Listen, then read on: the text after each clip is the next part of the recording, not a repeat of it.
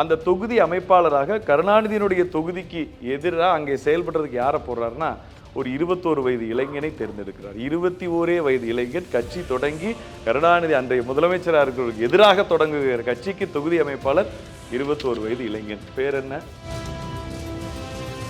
அரசியல் என்றால் என்ன என்ற புரிதல் இல்லாத இளைஞர்கள், அரசியல் தன் வாழ்க்கைக்கு எவ்வளவு அடிப்படை என்பதை அறிந்திராத, சினிமாவுக்கு பின்னால், சோஷியல் மீடியாவுக்கு பின்னால், செல்போனுக்கு பின்னால் சென்று கொண்டிருக்கிற பல்வேறு இளைஞர்களுக்கு இந்த அதிமுக எத்தனை மிகப்பெரிய அடித்தளத்தை, அவர்களுக்கு வாழ்வுக்கு தேவையான அடித்தளத்தை அமைத்து கொடுத்திருக்கிறது என்பதை சொல்லுகிற ஒரு வாய்ப்பை, ஒரு மேடையை இன்றைக்கு ஏற்படுத்தி தந்திருக்கிறது என்று சொன்னால் நிச்சயமாக அது மிகையாகாது. சகோதரர் கல்யாண சுந்தரம் அவர்களும் நானும் இதை பல்வேறு தருணங்களிலே பேசியிருக்கிறோம். ஏன்னா இது போன்ற கருத்தரங்குகள் தான் அடுத்த தலைமுறைக்கு அரசியலை எடுத்துச் செல்லும். குறிப்பாக பல புரட்சிகளை செய்திருக்கிற அதிமுகவையும் அதன் தலைமை புரட்சித் தலைவர் எம்ஜிஆர், புரட்சித் தலைவி அம்மா, இன்றைக்கு மாண்புமிகு புரட்சித் தமிழர் எடப்பாடியார் அவர்களுடைய ஆளுமைகள் எல்லாம் அவர்களுக்கு எடுத்துச் செல்லும் என்ற அடிப்படையில் இது ஒரு மிக முக்கியமான நிகழ்வாக பார்க்கிறேன். சிறப்பு வாய்ந்த இந்த நிகழ்விலே முன்னாள் சட்டமன்ற உறுப்பினர் திரு பல கருப்பையா அவர்கள் இங்கே கலந்து கொண்டிருக்கிறார்கள். அவர்களை உங்கள் சார்பாக வரவேற்று மிகச்சிறந்த கருத்துக்களை சொல்லி அமர்ந்திருக்கக்கூடிய தமிழ் மாநில முஸ்லீம் லீக்கினுடைய தலைவர் அன்பிற்கினிய ஐயா ஷேக் தாவூத் அவர்களையும், பேராயர் மேஷாக் ராஜா அவர்கள் இங்கே வருகின்றிருக்கிறார்கள். அவரையும், என்னுடைய இனிய நண்பர் அதிமுகவினுடைய செய்தி தொடர்பாளர், இளைஞர்களுக்கு அதிமுகவிலே மிகச்சிறப்பான வாய்ப்புகள், திறமைக்கான வாய்ப்புகள் உருவாக்கி தரப்படும் என்பதற்கு உதாரணமாக இங்கே வீற்றிருக்கக்கூடிய நமதம்மாவினுடைய ஆசிரியர் அன்பு சகோதரர் கல்யாண சுந்தரம் அவர்களையும், மற்றும் இந்த நிகழ்வை தொகுத்து வழங்கி கொண்டிருக்கிற தொகுப்பாளர் உள்ளிட்ட நம்முடைய நாளை நமது டிஜிட்டல் மீடியாவினுடைய சிஇஓ உள்ளிட்ட அனைவருக்கும் இந்த நேரத்தில் என்னுடைய வணக்கத்தை சொல்ல கடமைப்பட்டிருக்கிறேன்.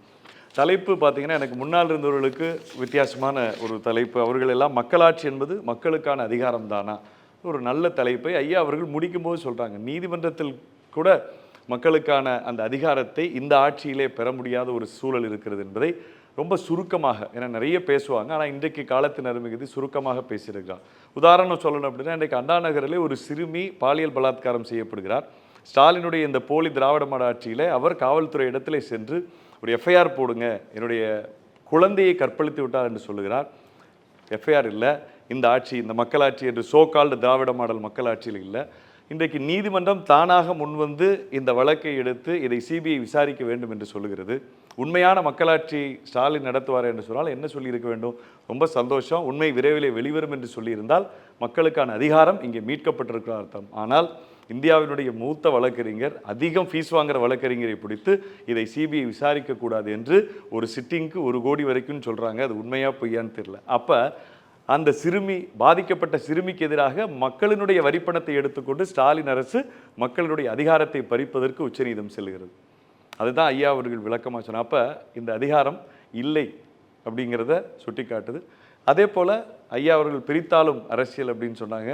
கருணாநிதி அவர்கள் பிறந்ததே மக்களை பிரித்து ஆட்சியில் அமர்ந்து சுகவாசம் அடைவதற்கு தான் என்பதை மிக அழகாக சொன்னார்கள். அதிலே எனக்கு பெரிய வருத்தம் என்னன்னாங்கயா, பிரியாணி சரியாக கிடைக்கிறது இல்லைங்க. தப்பாக நினச்சிக்க வேண்டாம். இதுக்கு முன்னாடி ஸ்டாலின் கருணாநிதி ரம்ஜானுக்கு சந்தோஷமாக பிரியாணி கொடுத்துட்டு இருந்தாங்க எங்களுடைய மாமாக்கள், இஸ்லாமிய சகோதரர். கிறிஸ்மஸ் ஆனால் கன்ஃபார்மாக கேக் வரும். இப்போ அதிமுக கரவேட்டியை பார்த்தா பிரியாணி வர்றதில்ல, கேக் வர்றதில்ல. காரணம் ஸ்டாலின். தேர்தலுக்காக முழுமையாக எங்களுடைய சொந்தங்களாக விளங்கிய எங்களுடைய இஸ்லாமிய கிறிஸ்துவ சகோதரர்களை இன்றைக்கு பிஜேபியை காண்பித்து, திரு நரேந்திர மோடி அவர்களை காண்பித்து, இன்றைக்கு விரோதிகளைப் போல இந்த தமிழக மக்களை தேர்தலுக்காக, குறிப்பாக தமிழக மக்களை, இஸ்லாமியர்களையும் கிறிஸ்துவர்களையும், இன்றைக்கு இந்துக்களையும் தமிழர்களையும் இந்த தேர்தல் அரசியலை வச்சு பிரித்திருக்கிறார்கள். எந்த அளவுக்கு அவர் உச்சம் தொட்டிருக்கிறார் என்று சொன்னால், ஒரு திருமண விழாவிலே, ஒரு இஸ்லாமியருடைய திருமண விழாவிலே சென்று, இன்றைக்கு நாட்டினுடைய முதலமைச்சராக இருக்கிறார், அன்றைக்கு அவருடைய தந்தை முதலமைச்சர், சென்று ஒரு இந்து மதத்தினுடைய திருமண முறை பற்றி தவறாக பேசுகிறார்.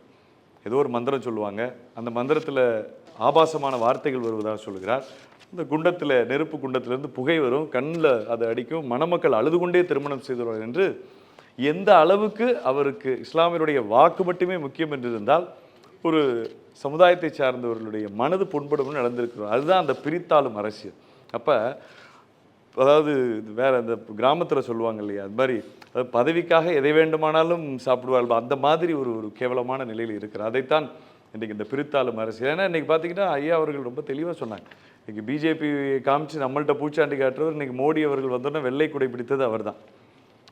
மோடி அவர்களுக்கு கருப்பு புல்லுன்னு அன்னை காட்டினாங்க, இப்போ வெள்ளை கொடி பிடிச்சாங்க. இன்றைக்கி உதயநிதி ஸ்டாலின் அவர்களை இன்றைக்கி இங்கே செஸ் ஒலிம்பியாட் போட்டி நடத்தினாங்க. பார்த்தீங்கன்னா ஸ்டாலின் படம் சின்னதாக இருக்குது, அதை விட மோடி அவர்களுடைய படத்தை பெருசாக போட்டிருக்கார். ஒரு விளையாட்டுத்துறை அமைச்சர், இந்தியாவிலேயே எந்த மாநிலத்துடைய விளையாட்டுத்துறை அமைச்சரும் பிரதமரை நேராக சந்தித்து செஸ் ஒலிம்பியாட்டுக்கு வாங்கன்னு கூப்பிட்டதா வரலாறே இல்லை. ஆனால் இவர் போய் கூப்பிட்டுட்டு வர கேட்டால் தமிழ்நாட்டு நலனுக்காக பேசினேங்கிறார்.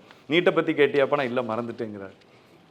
ரகசியத்தை கேட்டு அவர்கிட்டயாவது கேட்டு வரோட இல்லை ஜஸ்ட் மறந்துட்டேன், அடுத்த தடவை எய்ம்ஸை பற்றி கேட்டியாப்பனா அடடா முன்னாடியே சொல்லியிருந்தீங்கன்னா கேட்டிருப்பேங்கிறது. அந்த மாதிரி இவர்களுடைய இந்த பிரித்தாளும் அரசியல் அப்படிங்கிறத நம்ம புரிந்து கொள்ளணுங்கிறதுக்காக ஐயா அவர்கள் பேசினாங்க. இன்னும் நிறைய கருத்துக்கள் பேசியிருக்கிறாங்க. ஸோ எனக்கு என்ன தலைப்பு அவர்கள் கொடுத்துருக்காங்கன்னா இளைஞர்களுடைய எழுச்சி. ஏன்னா சரியாக தேர்ந்தெடுத்து கொடுத்துருக்காங்க. இளைஞர் பாசறையுடைய செயலாளருங்கிற முறையிலே இந்த இயக்கத்திற்கு நாங்கள் நன்றி கடன் பட்டவர்கள், எங்காவது இந்த நன்றியை சொல்லணுமே நினைச்சேன். நாளை நம்மதே அந்த வாய்ப்பை ஏற்படுத்தி கொடுத்துருக்கு. இளைஞர்களுடைய எழுச்சிங்கிறத ரெண்டு விதமாக நீங்கள் பார்க்கலாம். ஒன்று, அதிமுக இன்றைக்கு 54 ஆண்டுகள் நிறைவு செய்த அந்த வெற்றி கொண்டாட்டத்தில் இருக்கிற இந்த வேளையில் நான் பெருமையோடு சொல்லுவேன், இந்த இயக்கம் உருவானதே ஒரு பல்வேறு இளைஞர்களுடைய எழுச்சி போராட்டம் காரணமாக தான். புரட்சித் தலைவர் எம்ஜிஆர் அவர்கள் இந்த திமுகவிலிருந்து கருணாநிதி அவரால் நீக்கப்பட்ட பொழுது ஒரு 7 நாள் தமிழகம் எங்கும் போராட்டம், போர்க்களம். அண்ணா சொன்னாங்க, நாங்கள்லாம் பொதுக்கூட்டங்கள் நடத்தினோம், ஜெயிலில் இருந்தோம்னு சொன்னாங்க. அந்த எழுச்சி என்பது தன்னெழுச்சியாக வந்தது. எம்ஜிஆர் யாரையும் பார்த்து தூண்டி விடலை. எம்ஜிஆர் நான் கட்சி ஆரம்பிக்க போறேன்னு விருப்பப்படலை, வருத்தத்தோடு இருந்தார். ஆனால் இந்த தலைமை விட்டுவிடக்கூடாது, கருணாநிதி விழுந்து தமிழகத்தை மீட்க புரட்சித் தலைவர் தான் சிறந்தவர் என்பதை அன்றைய இளைஞர்களும் மாணவர்களும் உணர்ந்திருந்தார்கள். அவர்கள் செய்த அந்த போராட்டத்தின் வாயிலாகத்தான் 7 நாள் முடிவில் இந்த இயக்கமே உருவானது. அலங்காமுத்தூர் ராமலிங்கம் அவர்கள் அன்றைக்கு அறிவிக்கின்ற பொழுது அந்த 7 நாட்கள் முழுமையாக மாணவர்கள், இளைஞர்கள் வளர்க்கிற அத்தனை பேரும் 30 வயசு கீழே இருக்கவே நீங்கள் கட்சி ஆரம்பிச்சே ஆகணுங்கிறான். அப்போ எம்ஜிஆர் பார்த்தார், அந்த இளைஞர்களுடைய எழுச்சி கொடுத்த நம்பிக்கையில் தான் அதிமுகவை அறிவிக்கிறார். அப்போ உருவாவதிலே இளைஞர்களுடைய எழுச்சி இருந்தது. அதே போல் இந்த இயக்கம் உருவாகி ஆட்சிக்கு வந்த பிறகும் பார்த்தீங்க அப்படின்னா இளைஞர்களுடைய எழுச்சிக்காக உழைத்தது. அதுதான் அதில் சுவாரஸ்யமாக இருந்தது. இளைஞர் எழுச்சின்னு ஒரு வரியில் கொடுத்தாங்க. நான் கூட யோசித்தேன், எதுக்கு இளைஞர் எழுச்சி? அப்புறம் நான் உட்காந்து யோசிச்சப்போ தான் தெரிந்தது, இந்த இயக்கம் உருவானதும் அவர்கள் எழுச்சினால்தான். இந்த இயக்கம் உருவான பிறகும் அவர்களுக்கு எழுச்சியை தந்தது என்பதைத்தான் இங்கே பேசணும் அப்படின்னு சொன்னேன். ஏன் அதை சொல்கிறேன் அப்படின்னா, இன்றைக்கு சைதை துரைசாமி அவர்கள் நீங்கள் மறந்துருக்க மாட்டேன், எம்ஜிஆருடைய ஒரு தீவிர பக்தராகவே இன்றைக்கு விளங்கி வருகிறவர் அவர். இன்றைக்கு அவர்களெல்லாம் இந்த இயக்கம் உருவாவதற்கு எவ்வளோ அடித்தரம்னா, அதே போல் உருவான பிறகு ஒரு மிகப்பெரிய வாய்ப்பை இந்த இயக்கம் இளைஞர்களுக்கு தரும். ஏன்னா அரசியல் அப்படிங்கிறது என்ன? 2 விஷயம். அரசியலில் ஒரு பெரிய இடத்துக்கு வரணும் அப்படின்னா அந்த இயக்கம் அவர்களை கைதூக்கி விடணும், அவர்களை கையில் எடுக்கணும். இன்றைக்கு புரட்சித் தலைவர் எம்ஜிஆர் அவர்கள் எந்த அளவுக்கு இளைஞர்கள் மீது நம்பிக்கை வைத்திருந்தார் அப்படிங்கிறதுக்கு ஒரு உதாரணம் என்னென்னா, 1972 கட்சி ஆரம்பிக்கிறார். அந்த கட்சி கருணாநிதிக்கு எதிராக தமிழ்நாட்டு மக்களுக்காக உருவாக்கப்பட்ட கட்சி.